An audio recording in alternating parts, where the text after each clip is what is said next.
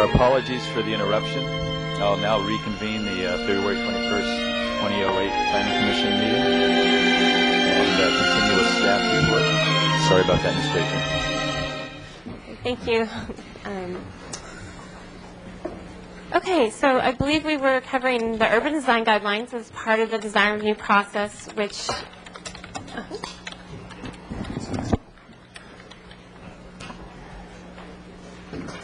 Sorry, we're still having a few technical difficulties. Okay, so is that better? No? So the trash has the potential change in location.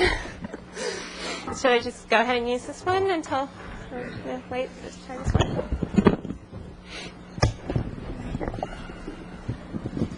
Are you selling? Okay, so the trash has a, that does sound better, yeah, doesn't it? Okay.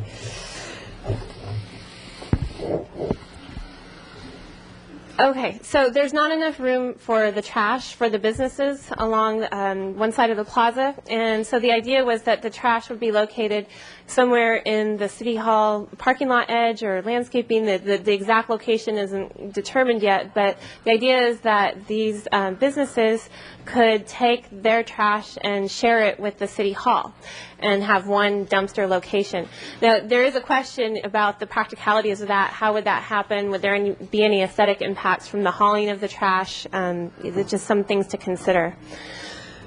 Outdoor lighting guidelines, when we see the details, whatever they may turn out to be of outdoor lighting, we can better determine potential consistency with the outdoor lighting guidelines. But the basic concepts here are to protect the nighttime star views and conserve energy, and to use lighting at a minimal level, just enough to achieve security and minimize uplighting. So the idea is if they have landscaping, that they wouldn't be shooting light straight up into the trees or whatnot for an aesthetic effect. Instead, it would just be for security and accenting of things, but in a downward lighting fashion.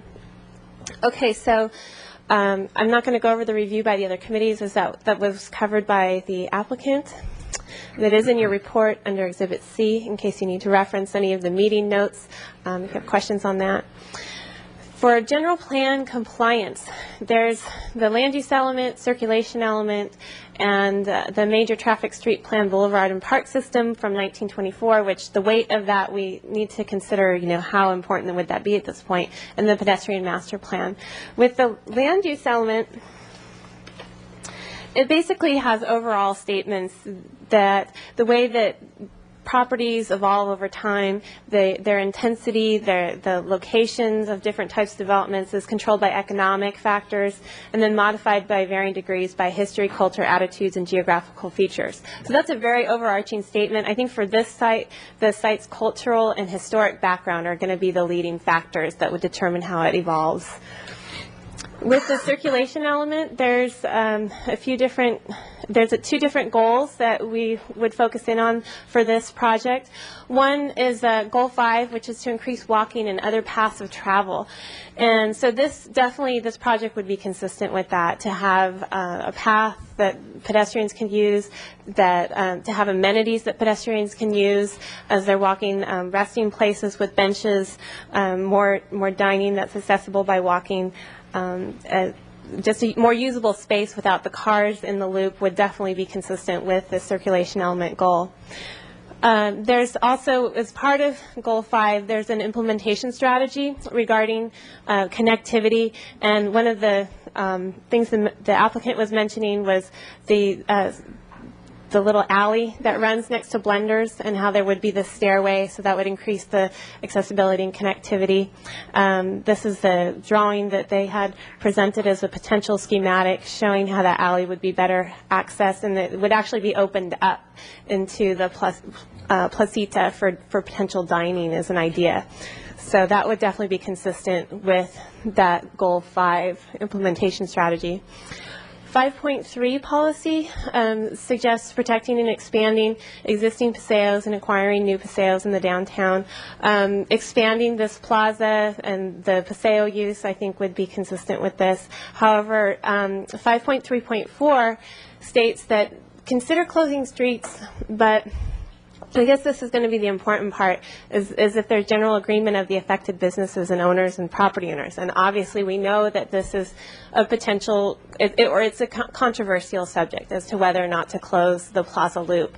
And so depending on how this evolves through the process, this could end up being a potential policy inconsistency if we don't have consensus by the time a project would be proposed and reviewed. For goal number 8, this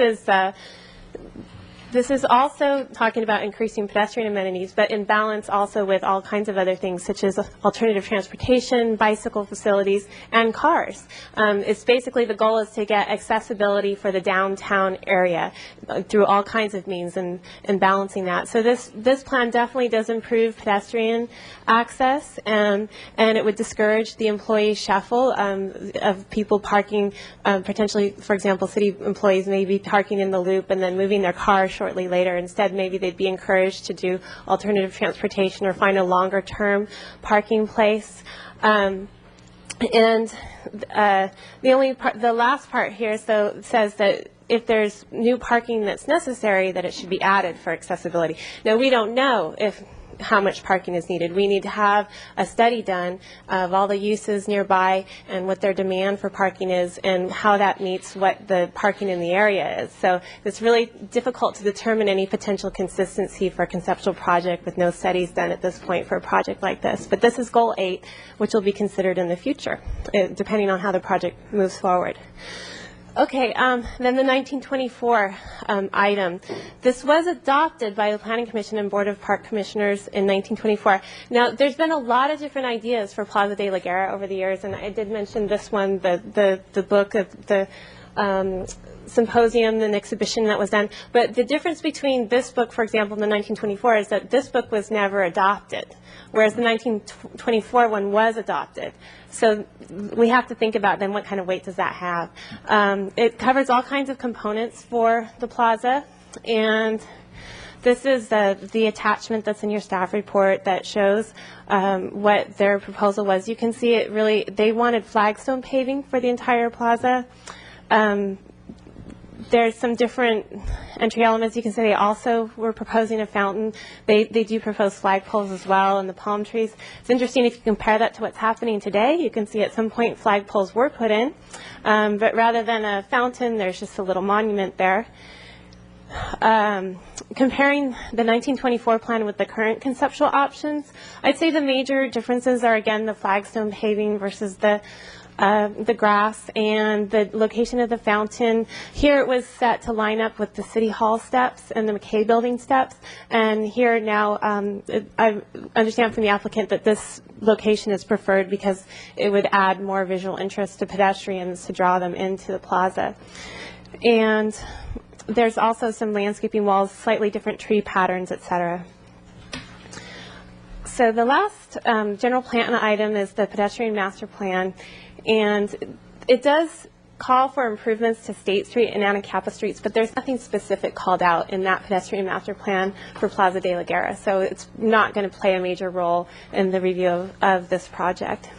For environmental review, as we've mentioned, there will need to be, if all the components move forward, parking, traffic, and circulation, depending what components, again, are included. The historic and cultural resources on the site and potential impacts of those would need to be considered, and also archaeological resources.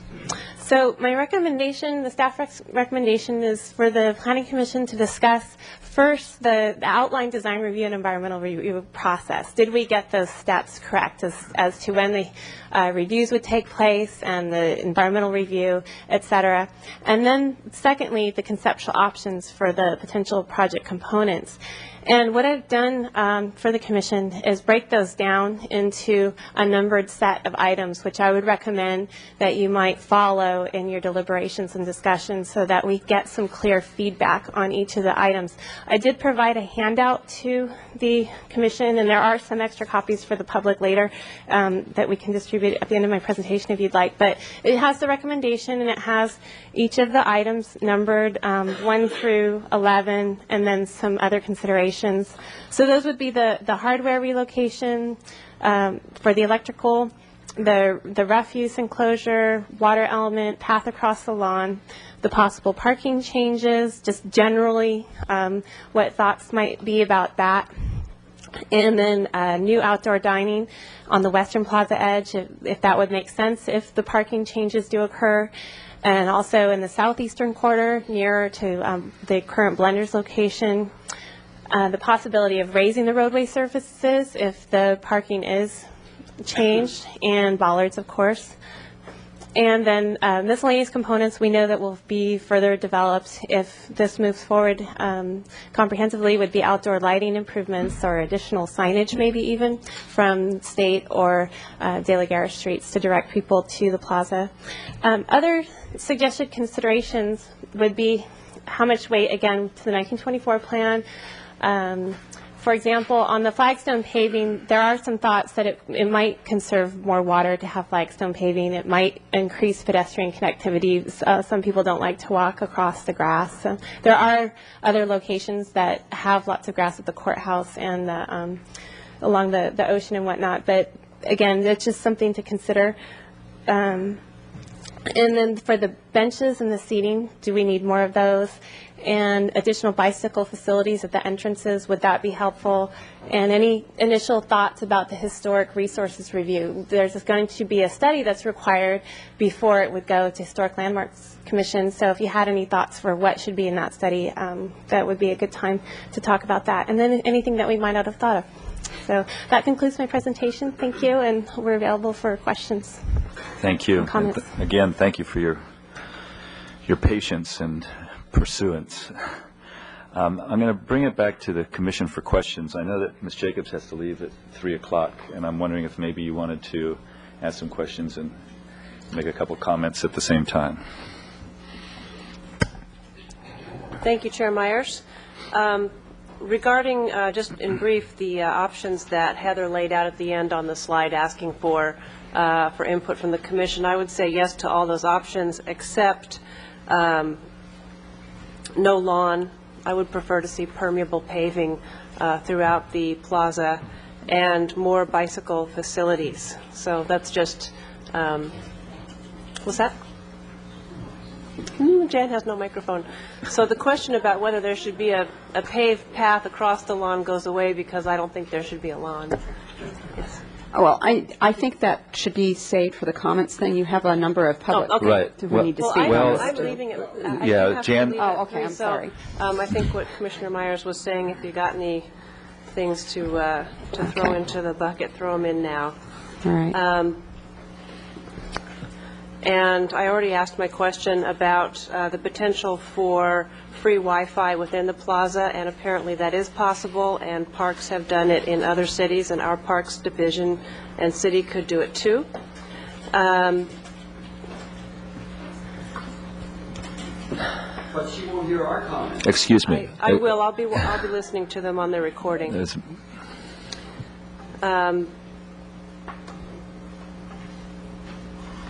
And that's really it. Just to reiterate again that since 1853, this has been a park and a civic gathering place.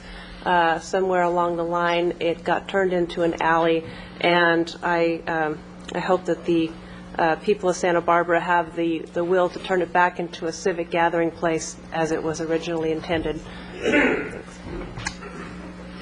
Okay, are there any other questions for staff at this time? Mr. Thompson? Thank you, Mr. Chairman.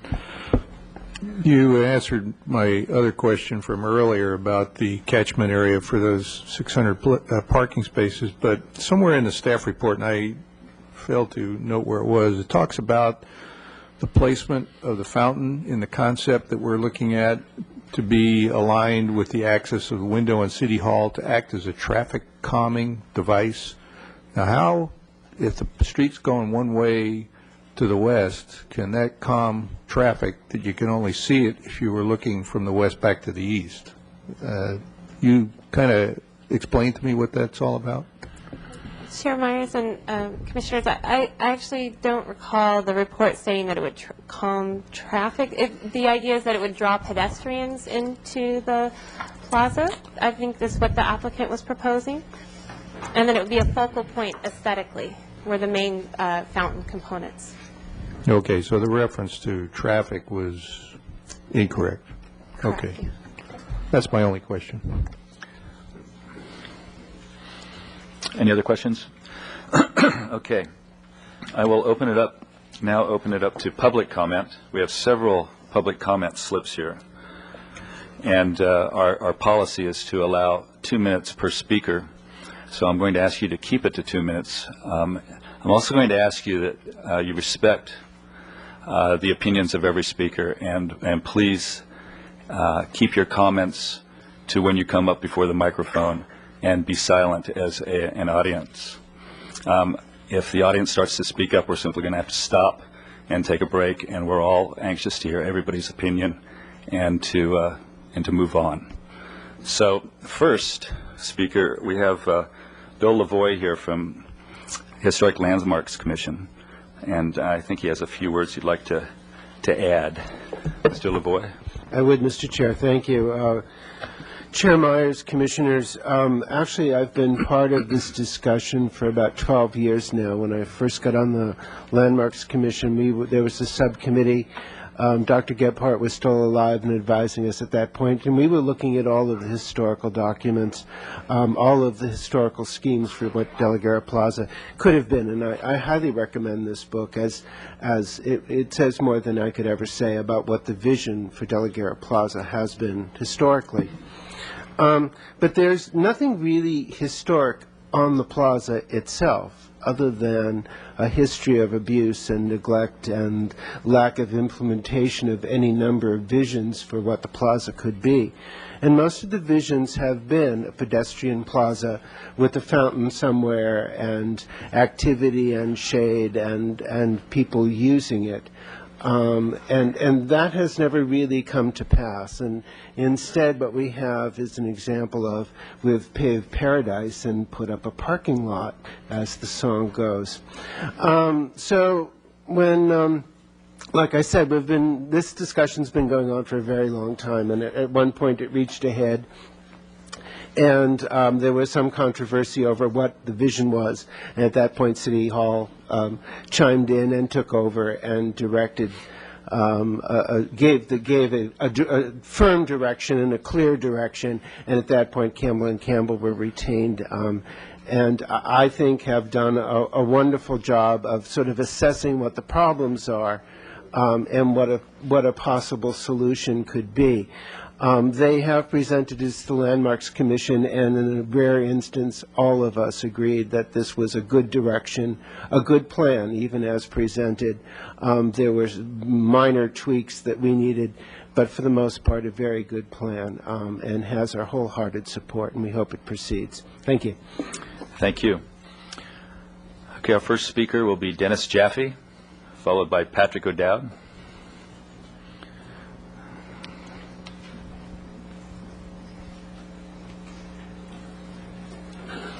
Thank you, Mr. Chairman. Chairman and members of the board, of the commission, and citizens here in the public. My name is Dennis Jaffe. I'm director of Walk Santa Barbara, a project of the Coalition for Sustainable Transportation known as COAST. The first thing that I thought of when I began to look at this proposal was the average citizen has, when they first hear about it, I got to figure that their first reaction is, oh, geez, now what? What are they going to do now? People feel so let down by government. I'm talking generally, and I'm also talking about as it can relate to how we can potentially move forward here. They feel let down.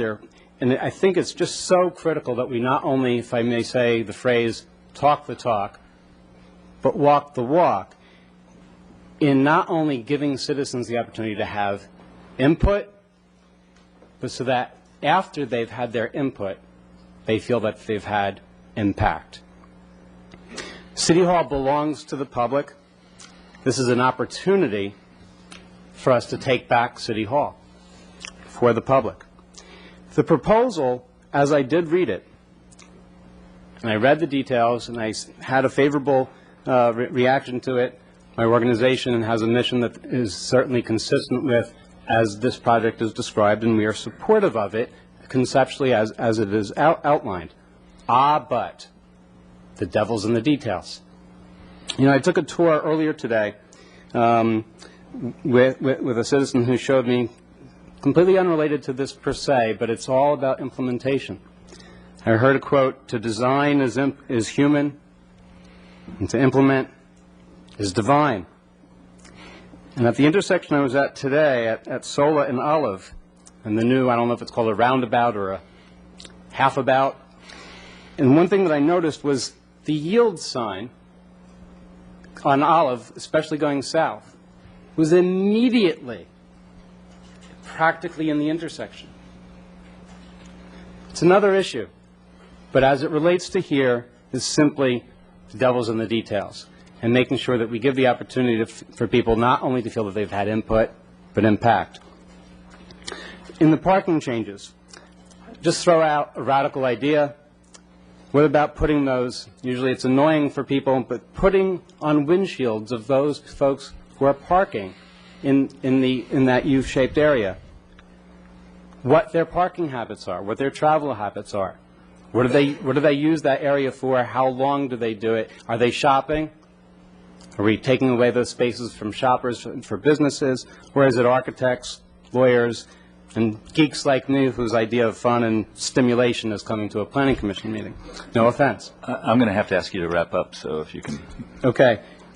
What we look at here is the addition of 16 easier-to-use spaces that are easier to use for people on Delgado Road, and which seems to be better in terms of navigation than the current area. Elimination of left-hand turns is much safer, which this would accomplish. I throw out the question as to whether, with the news press, just like the issue of the trash, is it possible to make any accommodations with respect to the concerns that the news press does have? I don't know. I'm just putting it on the table.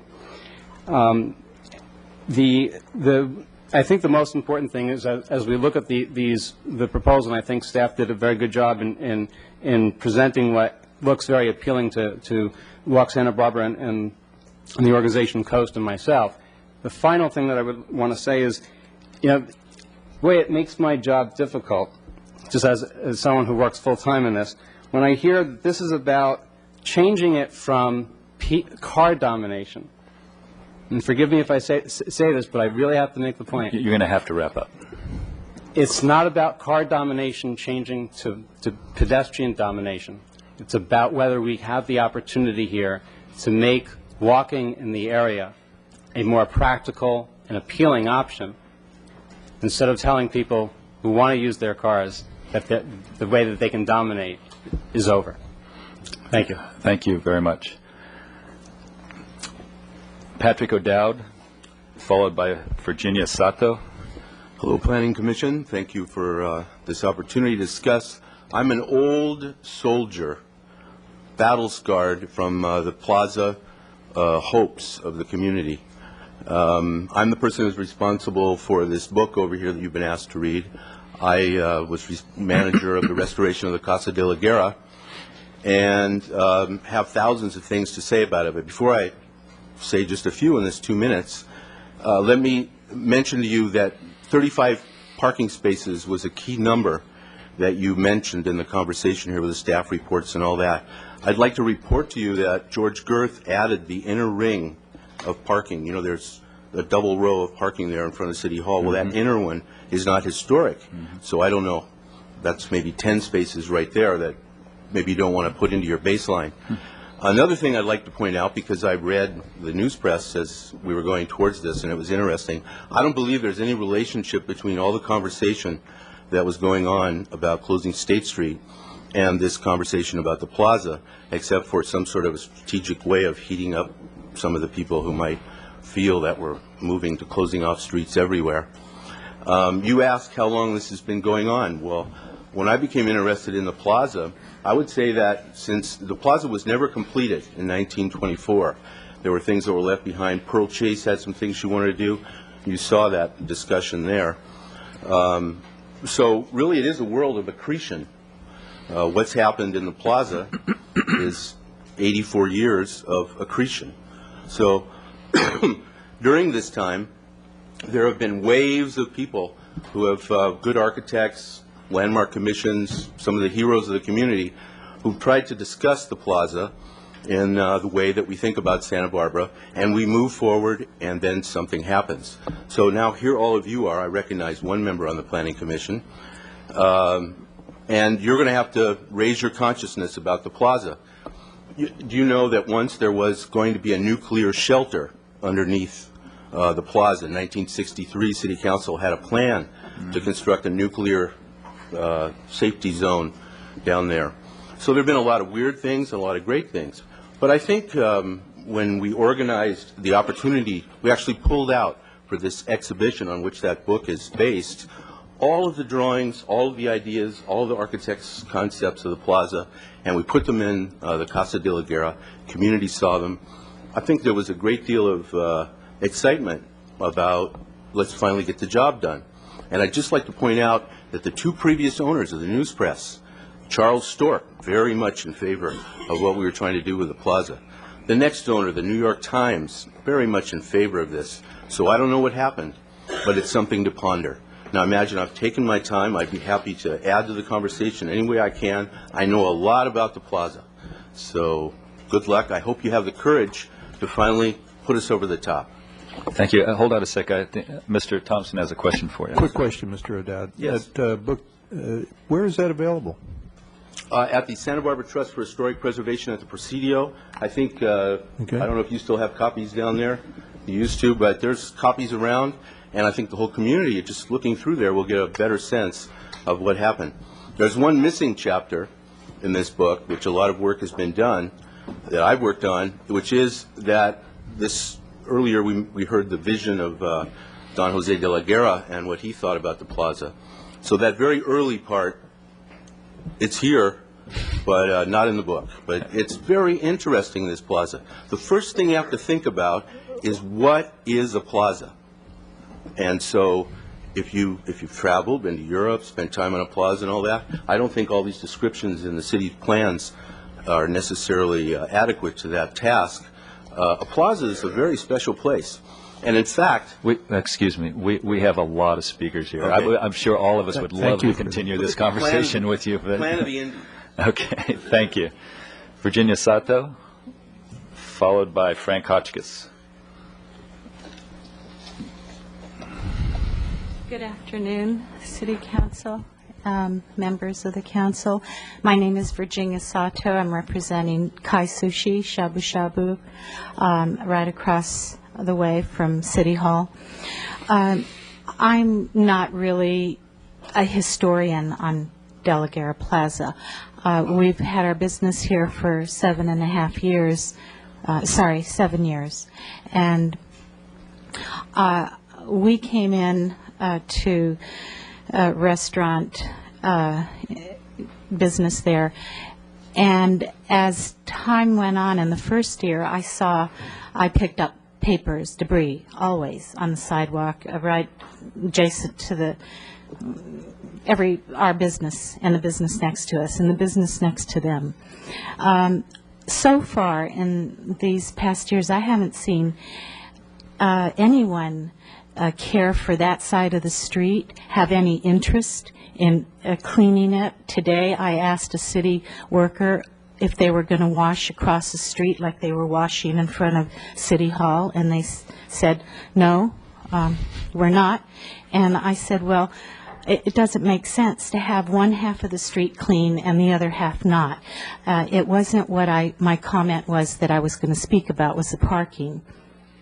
If the planners can come up or designers can come up with some option for all of us, the business owners and the people that are really objecting to the parking issue, if there's an alternative way we could deal with this, that would be, I think, a little more mind-opening. And also, there has to be some address to handicap issues, and we have handicap in our business. So they need to address that, and that I think the park is really in need for, or the plaza is really in need for a change, and we are a progressive mindset people, and I think it's a good idea. I'd much rather see that plan come and have it look beautiful than what is there now. And if we could all come together and seeing how it could be put together. And we do have a major problem with youths, runaways, drug dealing, and consumption of drugs right there in front of us, right under our noses. I have been approached by some crazy guys twice, and I somehow I'm okay, but I'm just saying this is like we need to deal with that, even with the new park, even with the new plaza, even getting us connected with across the street. As a whole picture, that has to be addressed, because are you going to stand there with guards and say, hey, kids, get out of here? Can I get you to wrap up? Yeah, so that's my thing. I just wanted to say, yeah, I like the idea. I like cleaning it up and having something progressive and new. We just need to come together as business people and the neighbors here that need to be here every day. Okay. Thank you very much. Okay, you're welcome. And I apologize for interrupting you and asking you to wrap up your comments, but I'd really appreciate your conciseness. Thank you. Mr. Hotchkiss. Gentlemen, good afternoon. My name is Frank Hotchkiss. Today you're asked to review the concept of this proposal for De La Guerra Plaza. It is, as has been stated, the symbolic heart of Santa Barbara, and as such, a heart should be full of life. It should serve to attract people. It should give us a reason to visit it and to make use of the plaza to enjoy it. Removing vehicular access makes any visit to the plaza more difficult, whether it's to City Hall, De La Guerra House, the News Press, or the businesses along State Street. I understand the visual appeal of that, but we have to be practical here. We're not, in my opinion, talking about parking, but we're talking about access. Why would we remove easy access when our goal is to encourage people to make use of this plaza? One way to increase the use of the plaza would be additional commerce. Commerce in the form of shops and stores, as George Washington Smith conceived of it in the 1920s, which could bring life back to what is largely a neglected area of town. Another way would be to use the plaza not only for periodic festivals, which I think you gentlemen are foreseeing, such as Fiesta and Cinco de Mayo, but ongoing attractions such as a sculpture garden or a floral demonstration garden or a showcase for local succulents. The point here is that there are myriad possible uses, and honestly, I don't think this plan addresses enough of them. I hope the Commission will contradict the impression by many in our city that has been addressed earlier that you as representatives listen but don't hear us. And you will take to heart the comments to be made by many people here today, whether they are in support of what I say or not. Thank you very much. Thank you. Robert Hanson, to be followed by A. Barry Capello.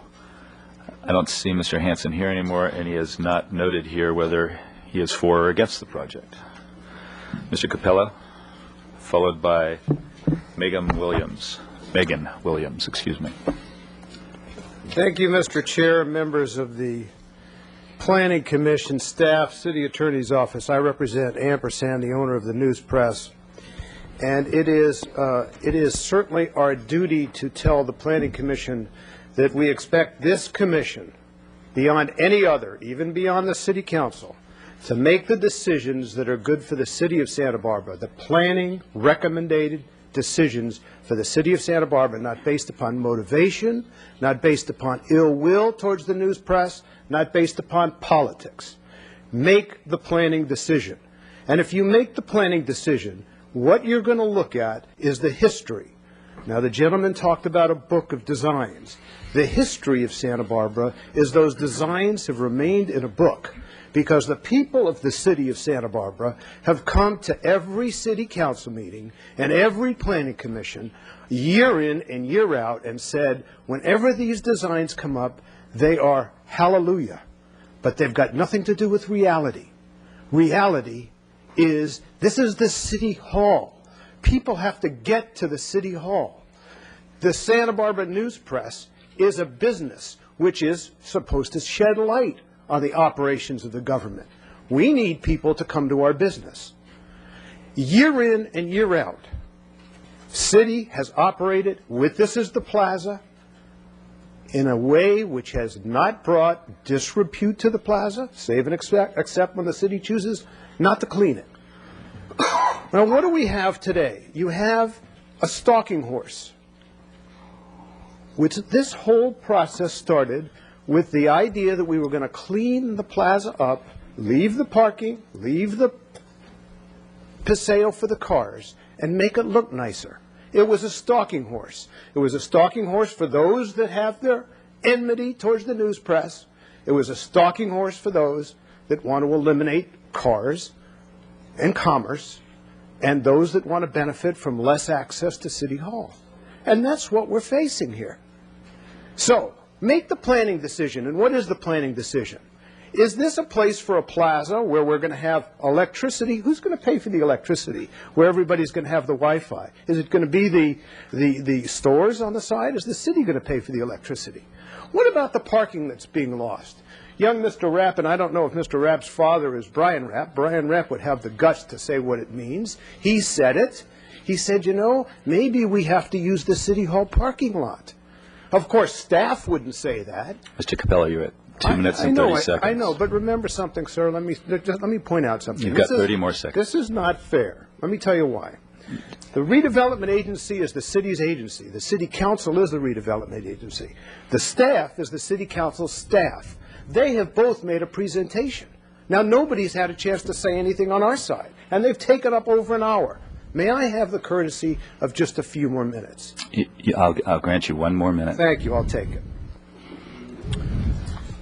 When they talk about the heart of the city, a European design, which I heard the Campbell speak about, they're not talking about any history here. The history of Santa Barbara is this was an empty lot where bulls and bears fought for the benefit of the people. After that, it became a parking, access, and automobile access for City Hall, and it has remained so all these years, and we have the historical record for that.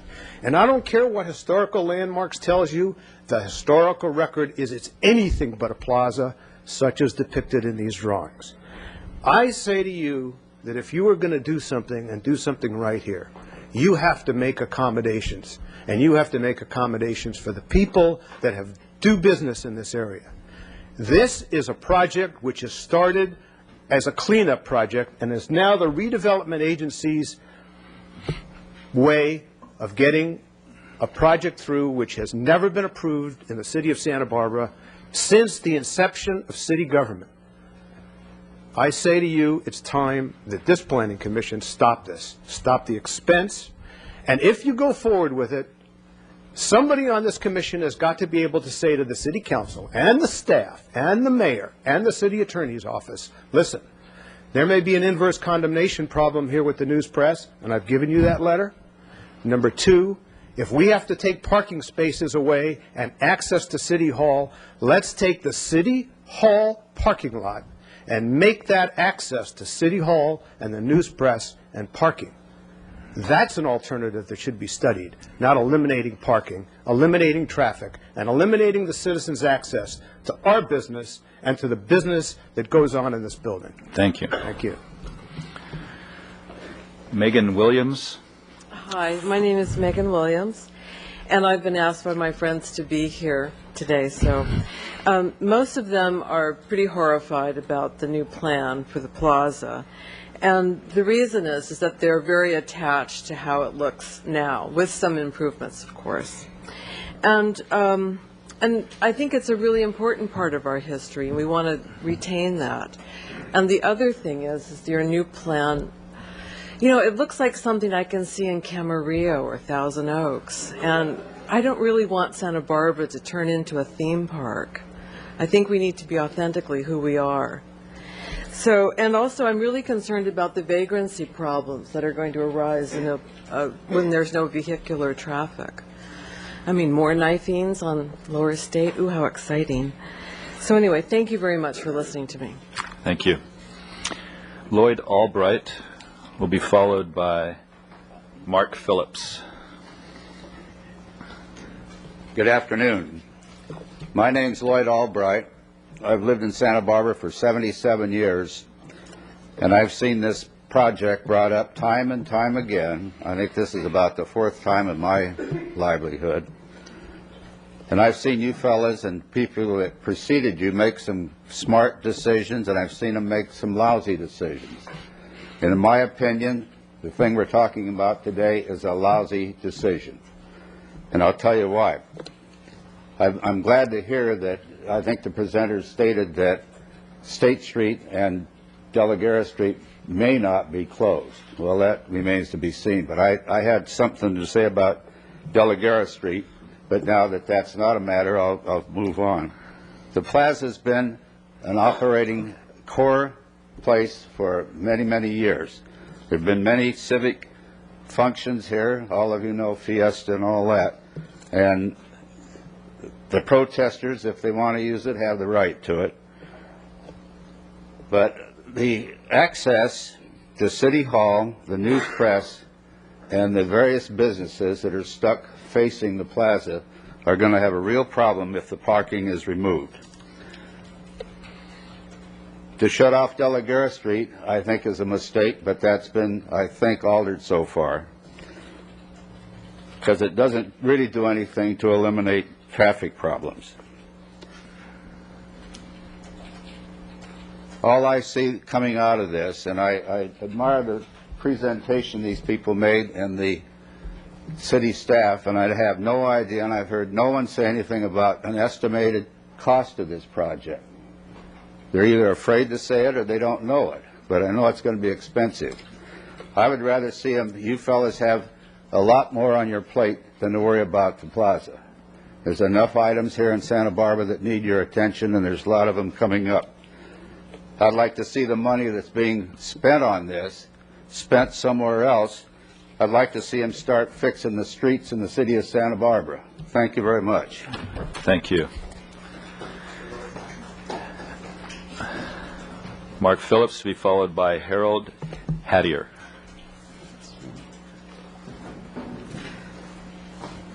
May I put these over the fence right here? Sure. To see? Sure.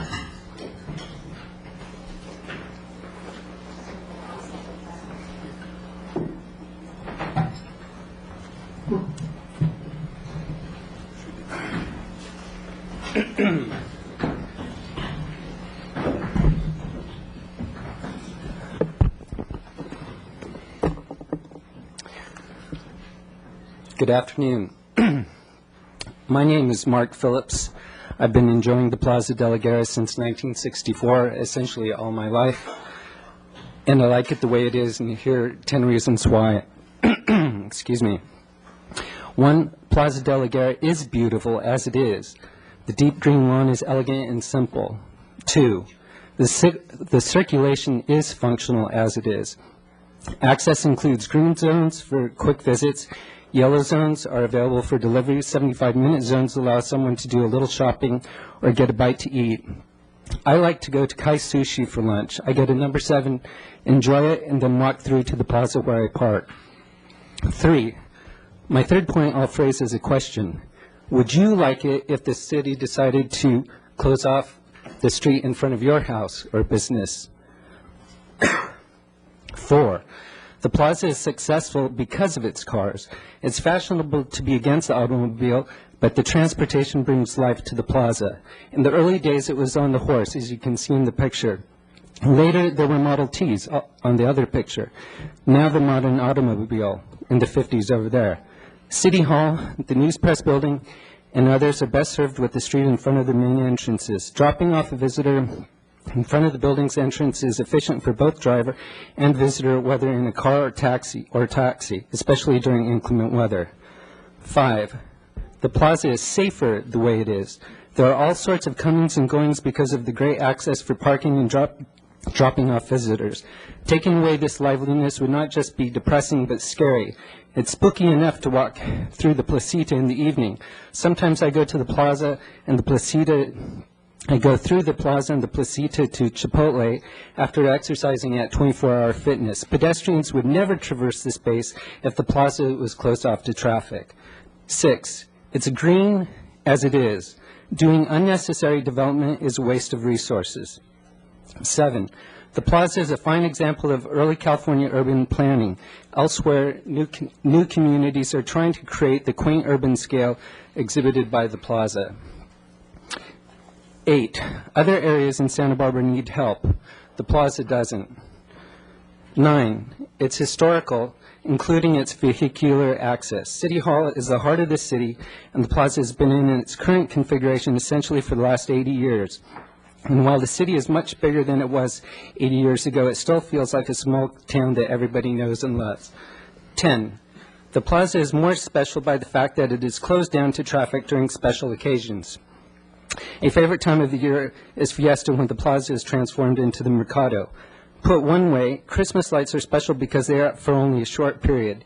If the lights were up all year round, they wouldn't be special. Same for the plaza. I'll close by going back to my first point. De La Guerra Plaza is beautiful. If only for this reason, I would keep it the way it is. But throw in the convenience and the vitality, it should be self-evident. Maintain it, care for it, but please don't change it. Thank you.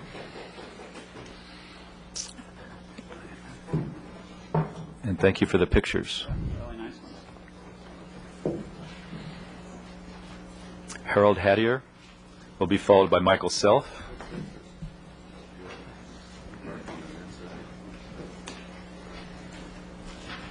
Yeah, Mr. Chairman and gentlemen, I'm Harold Hattier. I've lived in Santa Barbara for more than 50 years, and my parents lived here prior to that. During that time, the configuration of the plaza has been the same as it is now, basically. If you look at photographs taken 80, 90 years ago, you'll see that it was essentially the same. So I oppose changing it, maybe with two exceptions: fixing sidewalks and maybe improving lighting. But sidewalks need to be improved all over the city. Lighting needs to be improved in various places in the city. As to garbage, if that is a problem of disorder, unsightliness, enforcement is back of that, a lack of enforcement. Restaurants can be made by the city, encouraged, made to be orderly in placing their cans. As a matter of fact, enforcement is a problem in this city and in that plaza. Adding a big plaza, eliminating the traffic, is going to create even a worse issue as far as enforcement is concerned. You'll have druggies, you'll have all the rest of the undesirables. There'll be more shrubbery, just based on what I saw, and enforcement will be even a bigger problem. In closing, I'd like to say that, and I'm sorry to have to say it, but just looking around this city, this city recently, not in the first 40 years that I was here, but recently, seems to have a predilection for obstruction of vehicle traffic in general. And this is just more of the same. This project will keep automobile traffic from having access to City Hall, just as the last couple of gentlemen have said, and to the news press, and to other businesses in the area, and that I don't think is a plus for this city. Thank you. Michael Self, to be followed by Phoebe Alexiadis. Chairman Myers and committee members, I applaud your patience here. I'll never think the same about my agapanthus anymore. Those dreadful things. I hear repeatedly they're talking about a lack of connectivity. I went to the opera several months ago with a friend, and we were walking up and down State Street and came close to that walkway. Now, I have traveled the nation regularly as manufacturer's rep through all kinds of situations. I said, I'm not going any further. And this is the reason there is not the connectivity. This is the lack of vitalization, if that's a word. So if you want to revitalize it, you have to be honest about what is the decline. The decline is the atmosphere that's there. The decline is not because you have an unsightly automobile parking or that there is no pedestrian access. That's not the reason. And as the last speaker spoke, it's the environment that's there. And the environment isn't enhanced by the city not maintaining the sidewalks, by letting our community be shabby, for allowing drug dealing. They know it's going on all the time. Why aren't they enforcing it and protecting us? We require that. That is why we have these committees, commissions, and policemen. It's their first job is to protect us. This park will not protect us. This park will add to the diminishment of our community. Now, in many ways it's nice, but again, removing the parking as they've done, building the Granada Garage, our group, Santa Barbara Safe Streets, established that it costs about $80,000 a parking place. And you can go through the city these past 7 years and see where we just get a red patch here and a red patch there. Why? It's to remove our access, to force us into the garages.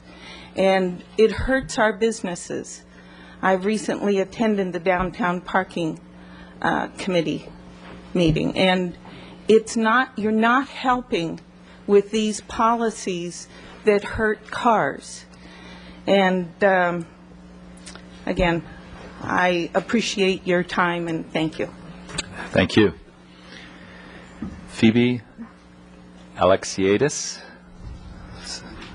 I believe she's gone. No to closing off De La Guerra Plaza. The plaza should remain in the historical setting it is in, opposing the project. Terry Tyler, followed by Larry Epstein. Thank you, Commissioners. I'm a 35-year resident of Santa Barbara, and I've worked downtown, owned businesses downtown for 33 of those 35 years. I started in 1973 with a retail store up in the 1300 block of State Street, and finished my career, just retired from a CPA firm over on Chapala Street, historical building, 911 Chapala, the old Hollister Adobe. You know, it's curious to me what happens in this town. What starts out as a fix-it becomes a rendition of extreme makeover almost every time. Well, if we're going to fix it, let's really look at doing something more than fixing it. Let's do an extreme makeover. I honestly don't know where the money is going to come from for this. I know the redevelopment agency seems to have unlimited funds, but you know, by the time this comes up, we're going to be out of money. I mean, this city's looking at a recession. It hasn't even started to hit here. They're talking about it over at Garden Street today.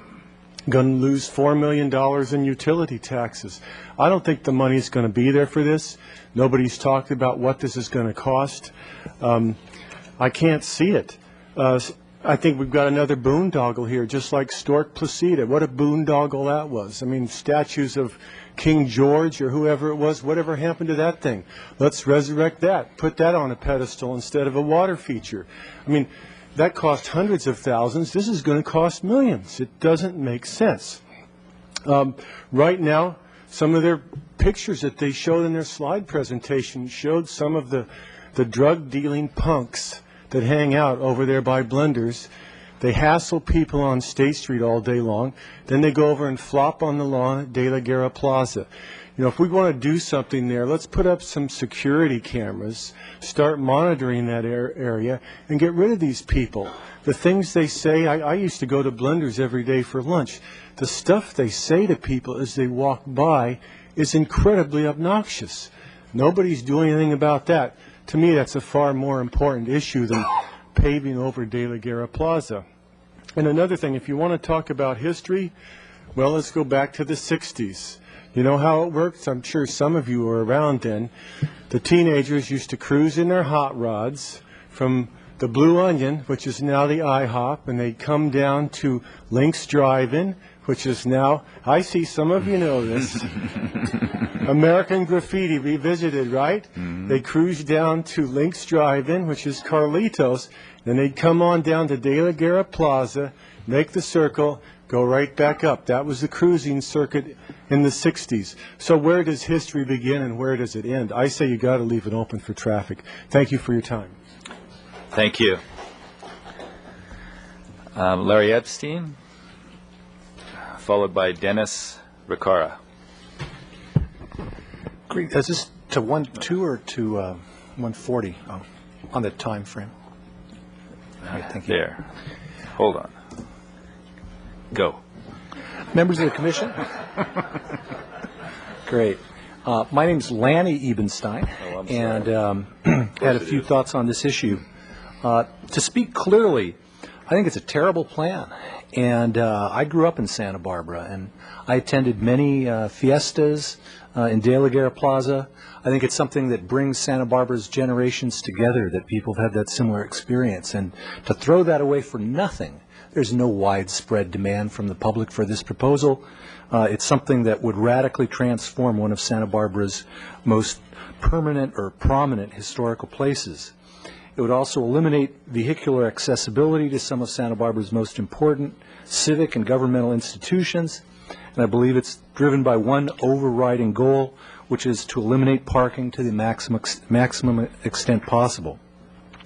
As mentioned, I don't believe that this proposal has widespread support, notwithstanding the activists here, and it is opposed by many individuals and businesses.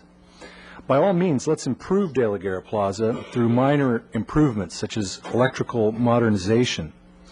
But let's not waste millions of dollars in making De La Guerra Plaza worse than it is now and losing its historical character. What's required to improve De La Guerra Plaza is the gentle tap of a finishing hammer. This proposal would be the destructive wallop of a sledgehammer. Please reject this proposal. My own view is that it is past time for protection of the current De La Guerra Plaza through its designation as a historical landmark. Perhaps the Planning Commission could, in the future, support such an endeavor. At the head of De La Guerra Plaza, there's a marker from 1950 indicating how long it's been considered to be a historical place of the city. Thank you. Thank you. Sorry for misreading your name. Dennis Ricard, followed by James Main. Yes, I'm again Dennis Ricard, and I'm a member of the De La Guerra family. My great-great-grandfather is named after this plaza. I've followed this process for a number of years, and actually sat in on those committees that you're talking about. A couple of things that were said about the committees that I picked up on. This was basically jerked away from the committee. We had 3 years ago we fought this. We thought we had it stopped, and they were supposed to do fix-its. And so then they came back and they then appointed the consultants here, and I found out that the consultants are on the board of directors for the Trust for Historic Preservation. Historic Preservation was a big pusher of closing the plaza and so forth. So we've gone kind of around it, and we end up with the proposal that you have before you, which is essentially the front yard for the Trust for Historic Preservation. Okay? The meetings I've been to, it seems to become within the city. There's been no support in the public meeting I've been to from people that I talked to. For instance, just to clear up something else, my family owns the building on the corner of De La Guerra and Anacapa Street. The Reina Adobe, it's been in our family for 150 years. We're opposed to it. Our tenants are opposed to it. The fix-its thing, we thought we were settled, and then it got jerked away, and then this very palatial thing that you see before you has now occurred, okay? The money thing I haven't been able to pin down yet, but I'm kind of concerned about it. I'm wondering, because we have so many businesses who have signed a petition, one of our tenants put around town, that I'm believing that, is it possible that in order to pay off bonds, you have to charge the property tax owners in order to do so? Is it going to be the case that the business owners who have told you we do not want this are ultimately going to be the ones to have their property tax bills charged for this so-called improvement that they don't want? I'm almost sure that's going on, and I'm sensing by observing the process that there's pressure behind some of this money going away, because I've just been hearing from discussions that these funds are there for a period of time since they're off bonds that are coming from redevelopment bonds of some kind. I'm still working to pin that down. Anyway, the process has been concerning to me and bothersome that, in fact, they continue, when the general public gets involved, they go, no, we don't want it. When the businesses who are impacted, and I think this young lady spoke to that, I think, in one of her criterias, the majority of the businesses in the area are absolutely opposed to this, okay? And the last thing I want to leave you with is, every time I mention this, they always kind of resonates with folks. If you take away the cars and you create a vacant area here, the lowest common denominator is going to fill it. We have no doubt, as property owners in this area, that this is going to bring in a much larger group of vagrants and homeless people into this area. And you will have a deadened zone, and we will be set with this when you folks have moved on. And finally, again, the council member, Mr. Barnwell, who was for this matter, is no longer a city council member. Take a note of that one, because they're coming up over the rise on you. Okay, we're coming at you. About 2 or 3 years, you do this one, I'll have the whole town rallied against you. Okay? And I'll get it done. Okay, thank you, thank you. Please, a speck of decorum. James Maine, followed by, I believe it's Maria Piaz. Good afternoon. My name is James Maine. I'm a business owner on De La Guerra Street. I've been there 14 years. So I've seen a bit. I know a lot of my neighbors. We talk a lot. I've got a petition right here of 60 stakeholder signatures within 1 block of this plaza opposing this project, adamantly. I have support of the downtown organization, Santa Barbara Parking Committee, all area businesses I've talked to, and the Paseo Nuevo Mall management is opposed to this. I've talked to businesses in the mall. We're okay with the events as they are, but this is going to become a venue for events. We're very concerned about the increase, and these people lose business. They've all told me the same thing. With too many events, lack of circulation, lack of parking, they're losing business. Some of them are leaving. They don't want to deal with it anymore. I mean, you could really change the character of this neighborhood a lot, and it may not be for the better. You can't assume it's going to be great. It could go the other way. Anyway, you're welcome to a copy of this. I should have 80 signatures by the time this comes to City Council this spring. You're welcome to look it over. Simple language so everybody who signed it could understand it. The 2 restaurants in the plaza, they signed it, but I understand they need more sidewalk. We've talked to redevelopment about widening that sidewalk, ADA compliant, maybe even giving up a few spaces on the State Street side. That's fine. But I think we can beautify this. Everybody wants it to be aesthetically improved. I think we can beautify this, make wide sidewalks, make it safe, and not completely shut streets down. I know another complaint is the raising of the streets. It's not popular with anybody. Thank you for your... we have a question for you by Mr. Commissioner White. What's the name of your business? Maine Fine Art. I have an art gallery on De La Guerra Street. Thank you. Okay. Would you like to see this? You can leave it with staff. Thank you. Maria Paez? No, it's not. Maybe it is. No, I just gave you that one. Okay. I no longer see her. She's not coming up. And she really doesn't say whether she's for or against it. Alan Howard, followed by Cass Stimson. Hello, my name is Alan Howard. I have an antique store at 700 State Street, right across from Macy's there. I'm a small business owner in this town, and I'm opposed to this plan as it stands. Let's first go to the circulation. When the tourists are coming from out of town is who we want to direct to this plaza. They're coming up State Street from the beach, from the visitor center. They're coming up State Street. They pass by my business right there on 700 block and the number 10 parking garage. They see my business. They want to come to it. They can no longer make a right turn on De La Guerra Street because that's going to be one day. That will bring them back around to parking lot 10. They cannot park on Anacapa Street because they cannot make that right-hand turn and get over to the parking spaces on Anacapa Street. They have to make the next right turn, which is up on Cana Perdido Street. You make that right turn, and lo and behold, there's parking lot number 9 right there. My customer is now 2 blocks away up the street, away from the city center. Let's talk about access to the loading zones in this town. I'm selling furniture, stone statues. I just watched my neighbor load a cabinet into a truck out in the front of the zone, the loading zone on State Street. A motorcycle cop pulled right up and started to give them a ticket. They pleaded that they needed to load this item onto their truck. Well, that truck, although it has a commercial plate, cannot legally park in that loading zone because it's not a common carrier. There has been a resolution passed that makes all those loading zones only available for common carriers. Me and my 20 vendors in my store, who are small business people, need this access in the plaza to have our commerce, our merchandise and materials, and our customers come to and from the store easily, which is basically what State Street was all about. You came to Stearns Wharf, you came up the street, you went to the Arlington, all the businesses lined it so they could catch that tourist dollar. Let's look at the previous small example of this revitalization that went on. They did it in the Stork Placida. They put the fountain in, they put the bollards up. You couldn't see those cars when you walked by on State Street and looked down that little Stork Placida. You couldn't see them because they were behind the fountain.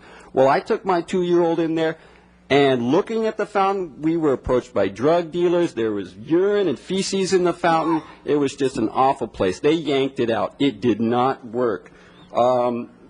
Let's look to security. This last Sunday, my wife was asking me where I parked the car. Well, I parked it here in the city parking lot, and I told her she can go and pick it up from there. And she said, what, I have to walk that gauntlet?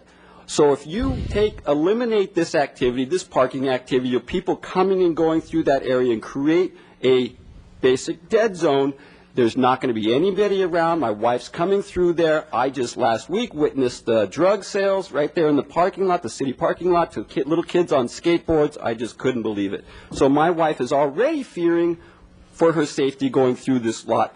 My business day opens till 10 at night. Most of the bars and other places do also. Are they going to walk across this dead zone to their parking lot over here? Please wrap up. I don't think so. The DO held a scoping meeting. The majority of the businesses were against this presentation as it stands. I believe that the venues for parties should be left to the private sector. The Historical Museum has done a great job of it. We've got plenty of places venues for people to come and party. The only reason why the De La Guerra Adobe people want this expanded connectivity is to have a larger party. I don't like what they did already to it. They created a dead zone within there. There used to be grass inside of that De La Guerra. I need to ask you to... And now nobody goes there for lunch. We'll have the same thing happen here. Thank you. Appreciate your comments. Alan Howard? I'm sorry. I'm sorry. That was you. Cass Stimson, followed by Bonnie Raisin. My name is Cass Stimson, and I'm with Old Spanish Days, and I am the Vice President of Marketplaces, and the last 2 years I've also been the Chairman of the De La Guerra Mercado. We've had quite a few meetings to discuss how this plan would affect our ability to put on the Mercado, and we would like to encourage you to follow some of the recommendations that we came up with. The first thing is to have a successful Mercado. we would like as much space as possible in the plaza. We're a little concerned that the trees may infringe on our ability to set up our booths because we will need at least 20 feet of access for the fire department behind our booths. And with the trees coming in, it will squeeze it in. And by squeezing in the Mercado, it possibly could make it so difficult that it might not be completely safe. So if we could, I would like the trees not to be part of this process and have it removed. As far as the street goes, De La Guerra Street, we have quite a few booths on the street. And we noticed that the berms and the curb cuts, as well as the trees that are in the street, would also affect our ability to bring in the service trucks to service the 20 or 23 charities that use the facility, as well as the bollards that they're planning to put there. I would imagine that not all of them are going to be removable, but we would need them to be removable to operate in the current fashion that we're doing it. Plus, the city has many service vehicles of their own that use that street during the festival. Finally, the water feature, we're a little bit concerned. It's extremely dominant. It kind of projects a little bit into the street, which would cause some access issues for trucks that will be servicing the festival in the evening. As well as I noticed on one of the drawings, the architectural drawings that they presented today, they moved the fountain further into the plaza. And if that's the case, I would have to get rid of several charities, or at least their opportunities to have service booths. On a final note, we are very interested in making sure that the utilities are upgraded, including natural gas, electricity, waste, and water, and we would like to make sure those are somewhat available to the street as well. Thank you very much. Thank you. Bonnie Raisin, followed by Ann Peterson.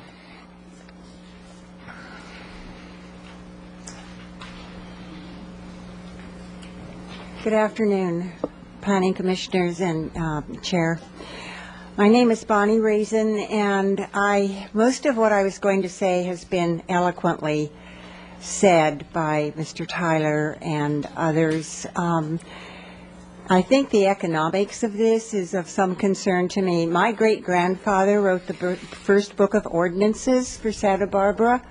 His name was William Preston Butcher Sr. I believe that the city government needs to be concerned with servicing the community to the best extent possible, that businesses are viable modes of transportation to get to these businesses, if by car, so chosen, is viable. I believe that individuals have the right to choose this. But more important, how you spend our money is very important. And I'm sure it's going to be in the millions to do this. Fixing the sidewalks, which I traditionally assumed was a public works function, but I may be wrong because the redevelopment agency figures into it. Making the areas, De La Guerra Plaza, ADA appropriate is certainly viable. I think widening the sidewalks, which seems to be, what everybody wants to do these days, is unnecessary. And I don't know who mentioned visual clutter, but clutter unfortunately goes with humanity. And I think that with our recycling techniques now, that is something that could be eliminated. You're gilding a beautiful lily, De La Guerra Plaza, with this idea. And I think it is a very bad idea. Thank you. Thank you. Ann Peterson. Ann Peterson, followed by Gerald Jackman. I don't see Ann coming forward. Mr. Jackman? Okay, thank you. Kellum DeForest,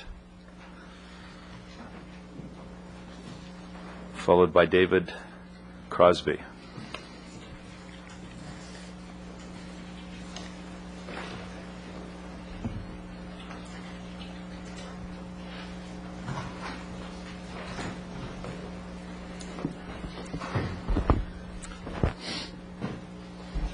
Good afternoon, Commissioners. I am Kellum DeForest. The design of Campbell & Campbell is certainly praiseworthy.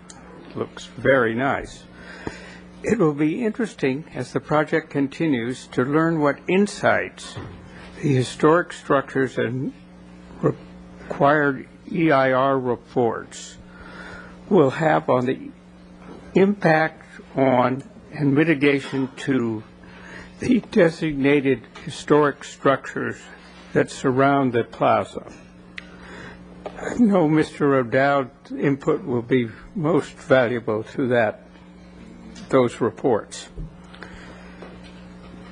I realize that handicapped access was not a concern of both the 20s, but it is important that access to both the City Hall and the news press are addressed, and addressed not only to people with handicaps, but to all citizens. The 1924 plan, with its paved surface and its many canopy trees, needs serious consideration. Think of the water saved if there were no grass, and the ease of cleaning up after events. Maybe even the Sunday arts and crafts that's now at the beach, people could use this space to sell their wares. Thank you. Thank you. David Crosby, followed by Gerald Jackman. Mr. Crosby is not here. He opposes changes to the plaza. Mr. Jackman. Good afternoon. I'm Gerald Jackman. I'm the Executive Director of the Santa Barbara Trust for Historic Preservation. It's really interesting to hear all these comments. I pulled in the gas station this morning and filled up, and I went, oh, my God, I'm thinking the car. Of course, we're talking about the car, and that really seems to be the issue with most people. The Trust for Historic Preservation has always said, official statements from the board, that a comprehensive parking solution has to take place before any kind of cars can be removed. We are not taking a position that we want that area closed and we don't care about it. But we do like the idea of contemplating it and seeing what we can come up with, but we've never taken that position. So I just wanted to make that point clear. The Trust has not reviewed this plan officially. I have not seen it other than in the newspaper and at these sessions. It's not exactly the plan that I personally would want to see, but I do like the idea of the connectivity. We've talked a lot about that. As you come in, there's the Casa, there's the De La Guerra Plaza. It was given by the De La Guerra family to the city, and you don't feel the connection of them because of the cars that are right there. So that's one area where we do want people to consider removing the cars, and the ideas are to have the slant or angle parking. You wouldn't lose any parking if you did that. And there are some other ideas that could be put forth. So we're not opposed to removing the parking, but we haven't said that it absolutely has to be done. And I just want to, because it's been implied that the Trust has had the consultant in our pocket. We have not done anything with him. It's clearly what he's worked on with the staff, and as I said, we haven't really reviewed it. The other thing is that we have done this publication. We're very proud of the publication that we did. Patrick O'Dowd was the one who organized this when he was with the Trust, and it does contain all sorts of ideas. We've heard a lot of people talking about history today, and one of my best definitions, I think, is that history is agreed upon fiction. So there are various ways of looking at this. I saw news press photos said, look, there's always been parking. Well, in the Placita over here, if you look at the photograph that they showed, there was parking in there. So parking has come, parking has gone in various places on the plaza, and that's really what we're talking about. I come here every day, and I look out, and that's a pretty dead space. That people they say that they look at our place without the grass, but we have a lot of activities going on there.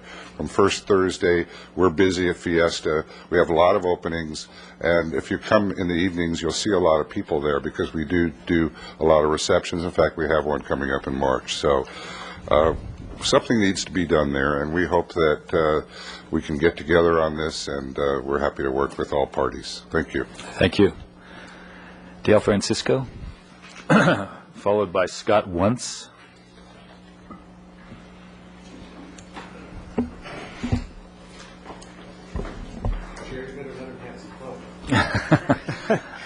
Thank you, Chairman Myers.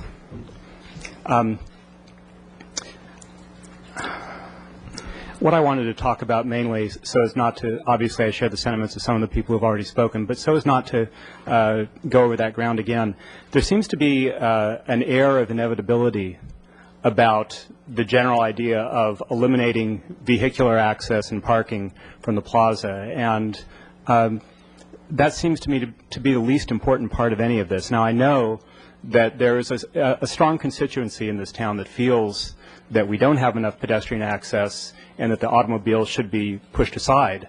But I defy anyone to just walk outside here and tell me that we don't have pedestrian access to De La Guerra Plaza. It's a very easy space for people to traverse, and the automobiles that are going around the plaza, when they do, are traveling at such a low speed. There's no hazard whatsoever. I find it a little bit irksome to hear from the applicant that De La Guerra Plaza is a parking lot. I would suggest checking out some other parking lots. I think the De La Guerra Plaza, its basic form is beautiful. It's surrounded by beautiful buildings. We have incredible vistas of the mountains. And I think what we should do, and I think what most of the people of Santa Barbara want, is an improved De La Guerra Plaza. They don't want a new master plan that completely eliminates what's there. I also heard it said that the plaza has grown by accretion, as if that's a bad thing. Sometimes accretion is good. Gradual changes over time, vernacular architecture is not all bad. And sometimes master plans, and I would suggest, for instance, the remodeled Union Square in San Francisco, master plans can go disastrously wrong. So I would ask you to be open to the community and their desires, and I'm not in any way disparaging the aesthetic value of the plan as presented, because I admit it has a great deal. But I'm concerned about the reality, not the plan in isolation, but the reality of how it will be implemented in Santa Barbara. And as many people have pointed out, we have a huge problem already with vagrants and homeless in De La Guerra Plaza. If we eliminate car traffic, we are reducing vitality, not increasing it. Thank you very much. Thank you. Scott Wentz, followed by Maria Arroyo. Mr. Chair, members of the Commission, Scott Wentz representing Cars Are Basic. You've already received a document from us regarding Plan Santa Barbara and transportation issues in the city of Santa Barbara. Needless to say, we're opposed to this plan. And I'd like to also interject here that I'm a third-generation Santa Barbaran. By marriage, we're related to the Haywards and the Codas. By very distant relationship, we're related to the De La Guerras. My family's been here a long time, and I can tell you adamantly that they and their friends, like Ed Carrillo, you might know the name, Carrillo Street, he's against this plan. This is nothing more than an attempt by a group of individuals, pushed by staff, to bulldoze this town and recreate something that wasn't here, and will change the very nature of this town, and in the process push out cars. Now, the traffic circulation element specifically states that this kind of traffic planning will, in fact, push out the medium and small businesses to the outskirts of town if they survive. And the traffic circulation element states that as a result of that, you will increase the amount of automobile traffic that is in this area. Now, one of the areas that's been pointed out has been the city of Portland. Half my family moved up there in the 60s. And I can tell you what happened in Portland is that they did away with an awful lot of the businesses downtown. So the people that now live in downtown, guess where they go? They go out to the outskirts. This plan for De La Guerra Street with the diagonal parking, you saw it happen up on Victoria Street. It created a dead zone up there. The businesses up there could not wait to get rid of it. You cannot continue to do this kind of planning. And I don't give a hoot. Relax. A hoot. There you go. Thank you very much, Mr. Chair. What staff has to say, because staff has been very free with numbers. The bicycle counts in the city of Santa Barbara are now lower than they were in 1973. That's according to the city's own staff numbers. The bicycle counts in the county of Santa Barbara are down, according to the SBCAG results. There has been an increase in single-car drivership in the city of Santa Barbara and an increase in the number of numbers. The majority of the people that ride on the shuttles, 70% by MTD's own number, are tourists. They're not the shoppers. They're not the workers. I'll leave you with this one. Tom Roberts, sitting up here as a city councilman, former head of the Easy Lift and former head of the UCSB parking structures out there, said you can't get people out of their cars to walk a block and a half. He was completely discouraged by the lack of ability of this city to get people out of their cars. Well, that's it. Thank you. Thank you. Our last speaker will be Maria Arroyo. Good afternoon. My name is Maria Arroyo. I own Los Arroyos Restaurants with my husband, and I'm downtown, and I also sit on the board of the downtown organization, as well as the executive committee of the downtown organization. I've been asked to read the letter, which you all apparently were given, but we'd like to put it on record if that's fine. Dear Chair Myers and Planning Commissioners, at the city's request and in response to numerous inquiries from our members, the downtown organization recently hosted several informational forums. The redevelopment agency staff and consultants presented conceptual plans to rehabilitate De La Guerra Plaza at our Government Relations Committee on September 19, 2007, and at a public forum held at the Santa Barbara Public Library, Faulkner Gallery, on November 7, 2007. Both meetings were well attended, and the public forum included many business owners, property owners, downtown organization members, and members of the general public. The following consistent concerns and comments were generated from those meetings. Improvements to utilities, infrastructure such as sidewalks, landscape, hardscape, trash disposal, lighting, and security are welcome. Changes which would impact parking and circulation, increase public events, and street closure, or which would foster vagrant assembly are not welcome. The downtown organization is pleased that the city is considering improvements to this historic public space and supports changes consistent with the concerns and comments expressed above. Sincerely, William Duval, our president of the downtown organization. Thank you. Thank you. With that, I will close public comment period and thank everyone for their comments. Bring it back to the commission for additional questions and deliberation. Mr. Thompson. Thank you, Mr. Chairman. I'll go ahead and start. First off, I want to say, just remind us all, this is a concept review. We're not making any decisions here today, and in fact, any decisions about if or when will be made by the City Council, not by the Planning Commission. But I've got to say, as an editorial comment, after listening to all the public testimony, it's not obvious to me where the motivation has come from to initiate this project in the first place, because it doesn't sound like that any of the people that are business owners in the area are at all interested in it. We know that there's some maintenance kind of issues that need to be done, but it's gone well beyond maintenance issues. However, given the project design that we were presented with and asking for our inputs to the concept, I will provide my inputs to the concept we were presented. First off, if we're going to do a major project, no turf grass. It's not consistent with a sustainable city where it's the most water-intensive and maintenance-intensive ground cover that you could use. I don't see how we could even, in a sustainable city where that's the big goal of everything we do, could even propose grass. Even while we were out there Tuesday on the staff visit, there's a worker out there with a gas-powered weed whacker trimming around the trees and around all the utility boxes and around the curbs and all that heavy maintenance for grass. Then after we have a fiesta, Mercado's out there, what do we have to do? We have to fence off the plaza for about 3 weeks or more to get the grass to grow again. So instead of grass, if we're going to rip it up, we should put permeable paving in there. You can have trees and planters and still have a pavement surface that's permeable without having grass.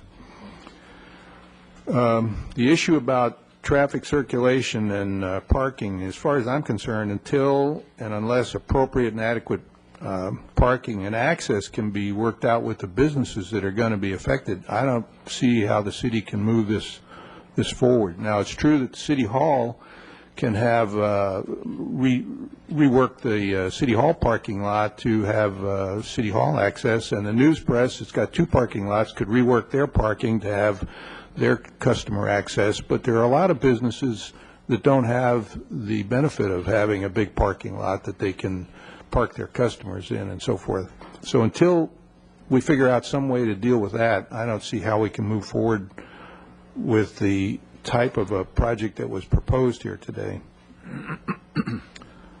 In that regard, I hear various positions of the history of the plaza, and I think maybe somebody, maybe it's the city council, needs to determine if in fact that's a street or a plaza, because right now it's used as a street, and until we figure a way that we can augment the circulation and the parking that would be lost, I don't think we can go forward with it. As far as the list of items that Ms. Baker had in the staff report and on the board, as far as electrical hardware relocation, yes, we definitely need to do that. That's one of the things I think that started this out years ago, that we need to relocate the power junction box, a transformer, out of the middle of the lawn area. A new refuse enclosure, I think that that's definitely a good idea, but I'm not positive that putting a refuse enclosure over in the City Hall parking lot is going to be of convenient help to the businesses on the west side of the plaza. I think that needs a little more study, but refuse enclosures do need to be provided. As far as path across the lawn, if we have a lawn, one of the ways you can determine where a path should go is to see where people walk and then pave the footpath through that's been worn in the grass. Best way to find out where people need to have a pathway is find out where they're going. Decorative water element, that's certainly doable, but I think, and it's a nice touch, but is it something that we really need? So I talked about parking changes.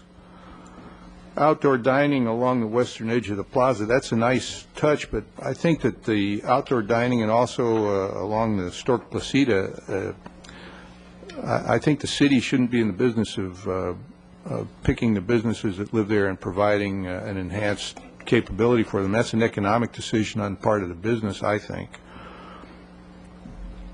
Raised roadway surfaces, I don't believe that that's a good idea unless we're going to do something to minimize the traffic that's using the roadway surface. It tends to make pedestrians think that they have the right of way, and that's not a safe issue in my opinion.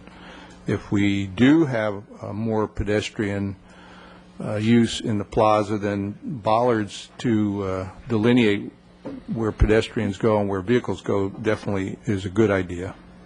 Outdoor lighting improvements, we heard a lot of talk about security in that area, particularly the Placida, and so outdoor lighting improvements are definitely something that we ought to consider even if we don't go with the grand plan. And additional signage, I'm not sure why we need more signs, but I don't have an opinion on that. So I hope that provides what you were looking for there, Ms. Baker. That's the end of my comments, with one final, and that is, even though economics is not part of the Planning Commission's purview, we don't make funding decisions, I find it hard to understand why we'd be even talking about a major renovation of the plaza when we have all the other budget issues that we have on our plate. That's just my editorial closing comment. Thank you, Mr. Thompson. Mr. White. Thank you, Mr. Chair. Ms. Baker, can you put up, there was an aerial photo of the whole, sort of the De La Guerra city parking lot and News Press parking lot? While she's doing that, I'll start by, first of all, thanking again all the folks that came and put in your time to sit here and then to speak and share your views. fundamentally, in broad scope, I agree with Mr. Thompson's comments. I wanted to put this up here. It doesn't really quite do it. I was looking for one that shows the three pieces of property, the news press, the city, and the De La Guerra Plaza, all there. So if you can find that while I'm talking, that'd be great. I think that one preparatory comment I'd make is that where the dilemma really does rise is that this property is a city park. And I think Mr. Thompson's comments started with, there's a confusion about what this is. Well, there is a confusion because it's a city park that's gotten transformed into a street. And but the pull, at least the one of the sources of the conflict is this is a park. And so I think that's part of the reason why at least people can look over their shoulders hard and say, gosh, we've got a park there that's gotten paved a lot, and it's a concern. So I see De La Guerra Plaza. Okay, I'm just not seeing the parking lots behind. Okay, I also want to say that George Girth is having a big grin on his face, sitting in his Eldorado in the sky and looking down on us and watching us struggle over pedestrian friendliness and the conflict between the car and the pedestrian. For me, one who I am often sticking my neck out in the area of gosh, we just need to change things and make them beautiful or keep things the old way. It's an interesting struggle for me here. In the general plan, policies that are in this material that we presented today, there is, in black and white, it says there needs to be a general agreement of affected business owners and property owners. And we are nowhere on that. Absolutely, we've got, not only do we have just the usual run of the mill people, the neighboring business owners and property owners coming in and objecting to it, but we actually have a threat of a lot. We get to start this with a big, 50-page threat of a lawsuit today. So, I mean, it's been the ante is up even to an even higher level.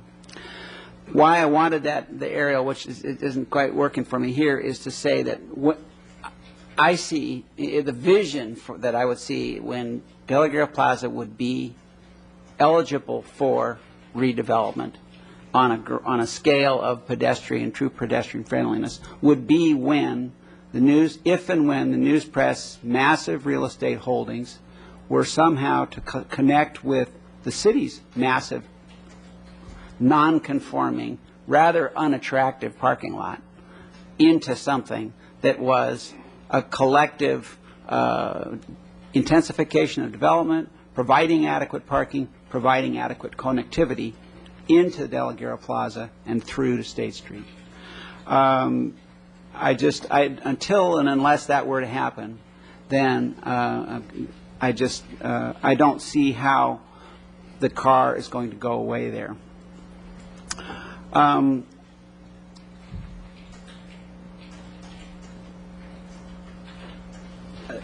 Okay, I'll come back to the list, the laundry list here of recommendations. Just the electrical, clearly that's a need. The refuse enclosure, again, clearly is a need. I don't share Mr. Thompson's views so much about the restaurants and in that area. It's pinched down. Is that a place where a few parking spaces could go away and a slightly wider area of sidewalk go? And a really tight trash container there, for example, where the restaurants could use that, and you get rid of that There is some really hideous stuff that happens right there, and maybe that could be improved in some fashion. It would compromise the structure, the sort of the form of it somehow, perhaps. But that's one area where I would see a real improvement that wasn't quite consistent with what Mr. Thompson said. You're agreeing with me.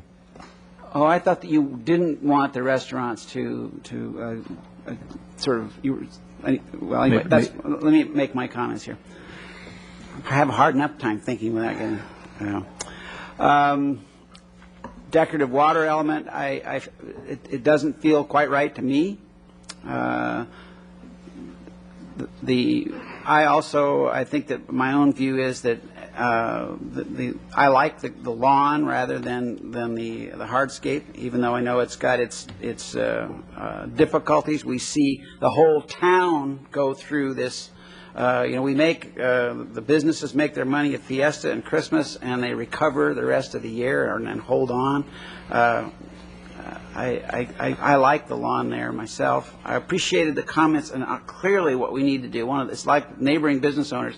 Clearly, the improvements that are made need to be consistent with the old Spanish days folks. Just we're synchronizing with them to make this thing efficient and accommodating to the Fiesta activities. It just has to be core to it. I don't know whether, in general, an elimination of a few parking spaces along there could allow better pedestrian activity across in one place, and again the restaurant and trash area to be improved. But again, I was interested to hear that Mr. Girth had brought in so many more spaces so recently, so to perhaps lose a few of those in the name of connectivity. And these improvements sounds reasonable to me. I think other than that, I'm going to say I agree with Mr. Thompson's comments, and as I say, that general plan comment about neighboring business owners needing to be on board, it really drives my thinking on this, and I hope that one day something bigger could happen when News Press and City Hall properties go into a development phase, and it's done on a collaborative basis. Thank you. Thank you, Mr. Bartlett. Thank you, Mr. Chair. Well, this is certainly a tough one, I think, for all of us. I mean, we all recognize the need that something needs to be done, but we can't quite agree quite yet what it is. For me, being a Santa Barbara native, I was raised on the estate of one of the former owners of the News Press, and this was always a favorite area for me to come downtown in the old 1928 Buick and go into De La Guerra Plaza, and so there is a lot of history, and a lot of it does relate to the automobile, and I was part of the hot rod syndrome in the 60s, and we all used to cruise De La Guerra Plaza, and so the car, at least in my history, has always been a part of it. But, I love driving cars, but parked cars aren't really doing it for me anymore, and we're just being congested with it. So I hope that there's a solution that we can all somehow come to grips with that needs to be, I think, even a bigger vision than what this is putting forward. I mean, this started out as a fix-it project, and then it grew to be more embellished, and it looks good, but until we grapple with the real parking issues and solve that, I don't think we're going to have consensus in the neighborhood with the business owners or the pedestrians or the other people that want to use this area. First of all, I think De La Guerra Plaza wants to be a plaza. It doesn't want to be another street or parking lot, but the town is filled with them. If there's one spot for a plaza, this is it. So I think if we can solve another way to work for the businesses by utilizing parking accessed off Anacapa Street, and I think ultimately would take the cooperation of both the News Press and the city, so that's probably somewhere way down the road. I think there's battle lines that we can't even deal with up here, but I think there needs to be a bigger vision on how to solve the parking than putting diagonal parking on De La Guerra Street. So I think this project is probably premature until the bigger issues can be dealt with, but I would like to see the plaza improved. I am not really in favor of the amount of grass that is there, and I think it also invites the wrong kind of usage on that site. I think given all the functions and the booths and everything else, something more in line with the vision in 1924 of more flagstone or some other type of paving that is permeable but yet easier to maintain and more conducive to the type of events that we would like to see there periodically, whether it's a farmer's market or other things. I think those improvements are valid. We certainly need, the other fix-it upgrades such as the electrical and solving the trash issues. I think the trash needs to be more than just one area over near the city lot. I don't think that would be convenient for the business owners. I'm a little concerned about the decorative water feature, given the maintenance issues that we currently have already. I think there could be other features, or perhaps a water feature that doesn't have standing water to contend with. There's other ways to do water features, so I think we need to be creative on that. In terms of the path, I think we do need the pedestrian access, but I would prefer to not have so much lawn. Therefore, we would have paths everywhere we would want to go in that plaza. I'm concerned about the one-way aspects to the street. I think until we can solve where we're going to put the cars, we shouldn't restrict the street to one direction and put in the diagonal parking, which is more of a hazard. And it also, as we've heard, I think it does tend to create a bit of a dead zone. The cars are nosed up tight in front of all the businesses. I don't think we should really be in the business of providing the outdoor dining for the adjacent businesses, but I do think we should come up with improved ways of handling the paving. I like the idea of making it more flush. That way there is a variety of uses that can take place when the cars are not there. But to have a dedicated street with curb and gutter and everything else, it makes it hard to have multiple type uses in that area. Not really in favor of the bollard solution. That seems really foreign. It just brings up the issue that you're in danger zone between cars and pedestrians, and it's just not very friendly. Outdoor lighting, I know it needs to be minimal, but I think it needs to be enough to make the area attractive so that you're not afraid to walk through it. I think if we're looking for connectivity, I think we need to make it a safe place for people to be.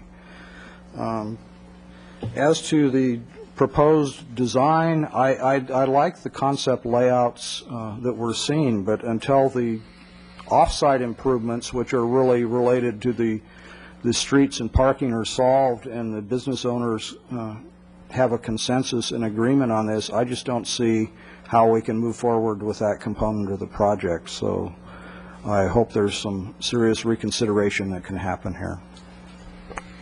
Thank you, Mr. Justice. Thank you, Mr. Myers. I'm a little out of practice, but I'll see what I can do. I came into this hearing not feeling strongly one way or another. And what I'm leaving with is a couple of things. First of all, I think the proposal that we've been presented with is well-intentioned. It's got a lot of some very good elements. I think it represents a visionary approach as opposed to a needs-based approach. And I think that differential there is critical to where we're at today. Because I see the needs-based approach as being the only way we can go about this project. I go by the first law of public administration, which says that if you can't convince the affected interests around a project that their quality of life is going to suffer if the project goes unimplemented, your project is living on borrowed time. And that's the feeling I got today, is that there has not been a compelling argument embodied in this project that it's going to improve people's quality of life. There's a lot of people concerned about safety, about economic security and what have you, and I think that carries the day today for me. I heard a couple of themes. One is that the De La Guerra Plaza environment needs to be revitalized to provide an attractive place to go, an attractive place to pass through, and an attractive place to interact.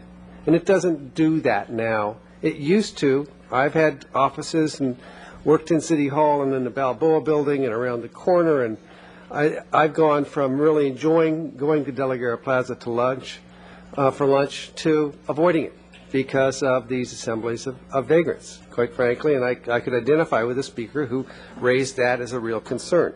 So what we need to do, I think, is provide for connections so that people see De La Guerra Plaza as a place not only to connect from point A to point B, but to connect with each other and to connect with government and the institutions that surround the historical and all the institutions that surround De La Guerra Plaza, because it is a piece of our city center core. So what I think needs to be done is, as you go forward in looking at this, I think the aspects, the 10 or 12 aspects that we've been asked to comment on, I think they have to be evaluated in terms of need. As far as the circulation goes, I think fire access and truck delivery are a critical determinant of whatever happens here. Like my colleagues, I would like to see less cars parked around there, but that just, it doesn't work right now. When the price of gas gets so that we're not capable of driving our cars anymore, I think that the decision will be made for us as far as whether you can park on De La Guerra Plaza. I like the idea of keeping the grass. I think it's a sense of oasis that does attract people. And I also like the ideas of maybe taking and making some succulent gardens there, something that is a combination, but I think it has to be needs-based as opposed to try to do everything in the perfect way, because we've tried that so many times and we haven't gotten very far.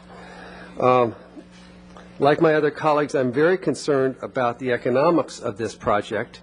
If it's going to get bogged down in a process for another 3 or 4 years and we're not any closer to implementation than we are now, I think it will be viewed with great disappointment. So it has to be driven by, let's get something done that's practical, that's responsive to the problems that we're facing there, and that makes it a place that people want to be in, pass through, and interact with. So however staff wants to interpret those in terms of these basic 12 points, I think that's going to trump the day, and my other colleagues have already, I think, provided good direction on these 12 points. Thank you, Mr. Justice. You know, I'm just not going to say anything. I would only repeat what Mr. Justice said, and in a much less eloquent manner. So I will simply agree with all of those points. I think that you're dead on everything. So with that, would staff like to, Mr. Justice? Mr. Chair, I did forget to kind of underline one comment about the EIR. If we get into an EIR, and the issue of parking, and I think if we look at EIR, if we get into that role, and we need to look at alternatives need to be looked at in terms of how do you manage the parking resource, not only within the De La Guerra Plaza, but that which is owned by the city as applicant, and the news press, which is an adjacent affected owner. And as I think Mr. White said, we really have to get the news press and the city of Santa Barbara talking in a collaborative way about how to manage their resources in the way that responds to the interests of their consumers, of the people they provide services to. And I think there's a way to do that, but people have got to just move on from where we're at now and try to think in a bigger way about how to deal with parking in a way that's creative. Staff have anything to add? No, thank you. We heard you loud and clear. We appreciate it. Great, thank you. Okay, thank you again, Mr. Thompson. What's the next step? I believe the next step is to go back to City Council for direction and to create a project description based on the comments that have been received and decide how to move forward from there. I don't know whether Mr. Aguilar wants to add anything. And all of the comments that were registered today would be included in the report to the City Council? Yes. With whatever recommendation staff chooses to bring forward? Yes. Mr. Aguilar, you have anything to add? Thank you, Mr. Chair. Yes, there's quite a bit to digest from this slew of meetings that we've attended, and we've heard, a number of recurring themes, and we want to take all these comments back in a summary form to our council subcommittee to discuss what we feel we've heard, what the emphasis has been, and what y'all have said, and then get direction from them as to at what point do we come before council with some type of design for them to consider concept. Okay, great. Thank you. And again, our appreciation for all the public input on this project.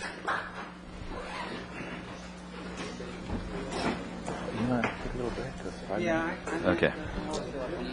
Yeah. We're going to, if I could find my thing, item number 3, I think it was. We're going to move back to item number 3, but beforehand, we're going to take just a brief 5-minute break. Just what you saw happen when you let the herd